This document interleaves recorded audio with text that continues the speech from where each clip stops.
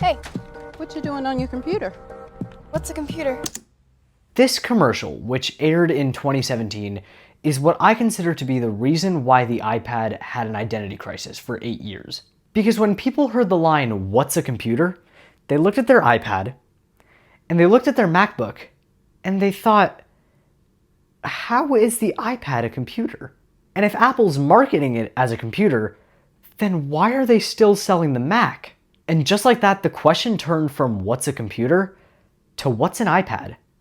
So Apple announces the iPad in 2010, and while Steve Jobs is introducing it on stage, he says to the crowd that the iPad is the in-between device of the iPhone, which is the on-the-go communications device, and the Mac, which is the serious sit-down, get-down-to business device. And you can obviously see the vision, like there's gotta be something more casual than a Mac, but without all the bottlenecks of an iPhone being an iPhone. So the iPad comes out, but at launch, it's really nothing more than just a big iPhone. Which I guess, to be honest, was fine. Like, the biggest iPhone display you had at the time was 3.5 inches, so there were some sizable benefits to it being a big iPhone. But at the same time, this had a lot of people feeling thirsty. I mean, the huge canvas that the iPad provides can be used for so much more, and that potential is just being wasted. And so Apple got to work, trying to bridge that remaining gap.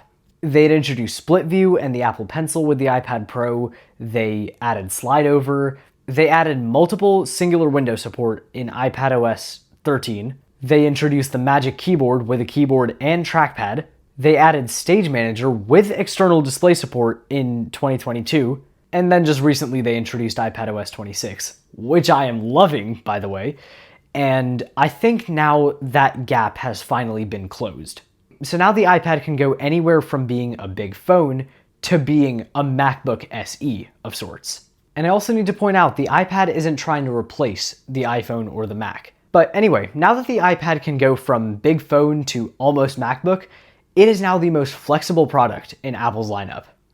That could have been a huge problem, but it isn't.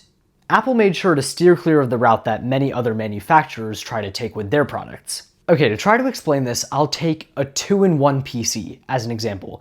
It tries to be both a laptop and a tablet at the same time, but the laptop experience is hampered because it's had size constraints, and the tablet experience is hampered because it's bottlenecked by trying to run a laptop operating system.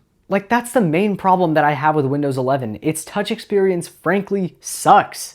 There are touch areas that aren't big enough, there are applications that aren't optimized for touch, there are elements that don't react naturally to your finger. I mean, literally open up the File Explorer and watch the magic happen. Folding phones are great in concept and they've had significant strides, but at the end of the day, it's still too thick to be a normal phone, it's still too small and square to be a tablet, and then on top of that we've introduced durability issues because of trying to add a hinge and folding glass. Okay, so I just found the quote on Mac Rumors. Apple's Craig Federighi, my GOAT, just recently said this about the iPad, right? So someone said, if a spoon's great, a fork's great, then let's combine them into a single utensil, right? It turns out it's not a good spoon and it's not a good fork. It's a bad idea. And so we don't want to build sporks. If that is not poetry, then I do not know what is. And so Apple took a different approach to the iPad. They said that the touch experience on the iPad needs to be perfect before moving on to any peripherals. They needed to make sure that if you were to use the iPad just as the iPad, that it would work perfectly fine. Then they start adding the keyboard and the mouse. And then when they add the extra peripherals, they gotta make sure that those peripherals are tailored to the iPad. Like, for example, the adaptive cursor when using a trackpad. So the result is not an iPad that is trying to be a laptop, more just an iPad with a keyboard and trackpad to make things a little bit easier. You're not doing anything different, it's just a different form of input. About this, I also find it really strange how people were begging for macOS to come to the iPad. It's a terrible idea. Not only would it be poorly optimized, the people who were complaining and wanting macOS to come to the iPad were mainly the tech bro power user YouTubers. But they're not the target audience. Not everybody is a power user who wants to edit videos in Final Cut Pro or make stuff in Blender or write out code. If you need to do any of those things, stop looking at the iPad like it's the be-all end-all device. There is a device that can run macOS, and it's called a Mac. The iPad is the device for casual entertainment, note-taking, light productivity. It's awesome for school. The iPad doesn't need to be a Mac, and it's not supposed to be a Mac. Wait, but hold on.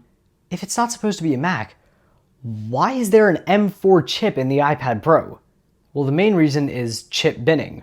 If you don't know what chip binning is, basically, when a company produces a computer chip, it has a certain yield rate. And so a portion of the chips produced don't match the performance standards required. And so now they have these chips lying around that they couldn't use in their main product. So now they have two viable options. Either they throw the chips away and directly add to e-waste, or they take those bin chips and they put it in other future products. That's the approach that Apple takes for the iPads. Like, for example, the A17 Pro chip came out with the iPhone 15 Pro. And of course, like any other chip, there were some A17 Pro chips that couldn't be used in the 15 Pro. So what they do with that? They put it into the latest iPad mini. It's still the A17 Pro, just with one less GPU core. They did the same thing for the A16 iPad and the M3 iPad Air, and I believe in the M4 iPad Pro, the 11-inch variant has one less cord than the 13-inch variant.